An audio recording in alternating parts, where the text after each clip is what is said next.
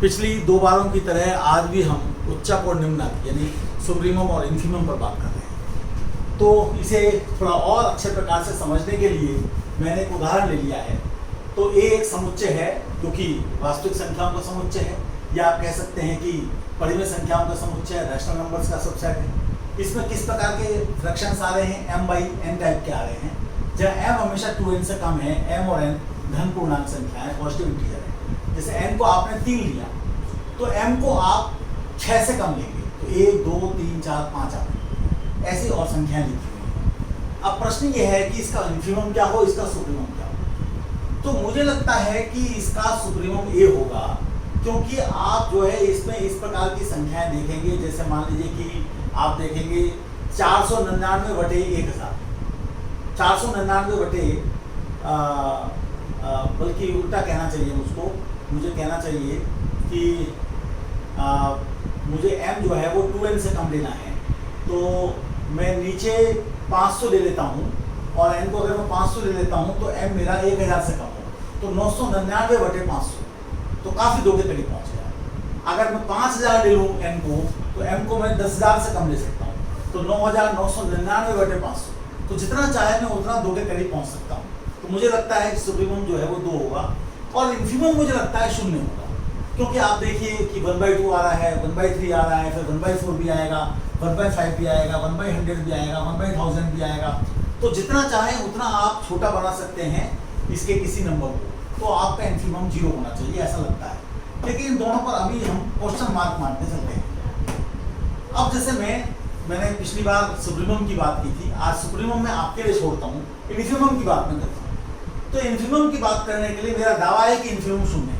तो मेरा दावा तब सत्य होगा जब मैं कोई भी एप्सिलॉन लूँ 0 से बड़ा, तो 0 + एप्सिलॉन मेरा जो है इन्फीमम नहीं होना चाहिए। यानी मुझे कोई ए का एलिमेंट अल्फा मिल जाना चाहिए, ताकि अल्फा मेरा 0 और एप्सिलॉन के बीच में आ सके। अब मेरा ऐसा मैं उदाहरण ले लेता हूँ। जैसे एप्सिलॉन को मान लीजिए मैंने 0.13 लिया, तो मेरे पास एप्सिलॉन अगर 0.13 है तो अल्फा को मैं 1/10 ले सकता हूँ, जो कि मेरे सेट में आएगा, और 1/10 मेरा एप्सिलॉन से छोटा है, यानी कि यहाँ पर 1/10 है, 0 से बड़ा है और 0.13 से छोटा है। तो कुछ भी आप एप्सिलॉन ले लें।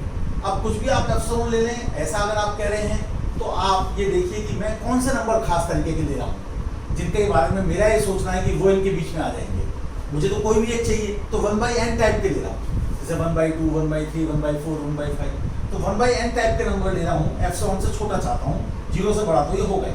यानी n बड़ा होना चाहिए 1/एप्सिलॉन, और ये हमेशा हो जाएगा। एप्सिलॉन आप कैसा भी ले लें, जैसे एप्सिलॉन आपने मान लीजिए कि 0.13 लिया, तो 1/एप्सिलॉन आपका 100/13 हो गया, और उससे वो 7 पॉइंट समथिंग हो गया। तो n को आप 7 से बड़ा कुछ भी ले लीजिए, 8, 9, 10, 11, 1000, 2000, जब वो लेंगे तो 1/n जो है वो 0 और एप्सिलॉन के बीच में आ जाएगा। तो इस प्रकार से मैं अल्फा को जितना चाहे उतना छोटा ले सकता हूँ। एप्सिलॉन को मैंने छोटा ले लिया, तो मैं अल्फा को और ज़्यादा छोटा ले लूँगा, लेकिन उनके बीच में मैं कोई ना कोई नंबर इस सेट का जरूर दे दूंगा। तो इसलिए मेरा इन्फीमम 0 है। सुप्रीमम आप खुद प्रयास करिए दिखाने का कि वो 2 है, और उसके लिए किस प्रकार के नंबर लेना उपयोगी रहेगा, उसके लिए इस प्रकार के नंबर लेना उपयोगी रहेगा कि आप जो है नीचे की तरफ नंबर n लें और ऊपर की तरफ 2n - 1 लें, और n जो है वो एक नेचुरल नंबर। तो इस तरह का नंबर जो है वो इसमें होगा भी जरूर, और आप जो है उसको जितना चाहे उतना उससे पहुँच सकते हैं 2 के करीब, क्योंकि ये नंबर जो है वो कितना है, 2 - 1/n। तो जितना चाहे उतना आप 2 के करीब पहुँच जाएंगे इसके माध्यम से। तो सुप्रीमम जो है वो 2 होगा, उसको आप एक बार ठीक तरीके से करके देख लीजिए। तो आज इतना ही रखते हैं, फिर आपके सामने प्रस्तुत होऊंगा उच्चक और निम्नक की कुछ और बातों को लेकर, और उसके माध्यम से गणित किस प्रकार से आगे बढ़ता है, किस प्रकार से उससे लिमिट का कंसेप्ट आता है, तो किस प्रकार से उससे सीक्वेंस की लिमिट का कंसेप्ट आता है, उसको हम देखेंगे। हम देखेंगे कि किस प्रकार से परिमेय संख्याओं से वास्तविक संख्याओं का निर्माण होता है, उच्चक और निम्नक की परिभाषा को ध्यान में रखकर। तो इसी के साथ मैं अपनी बात समाप्त करता हूँ। धन्यवाद।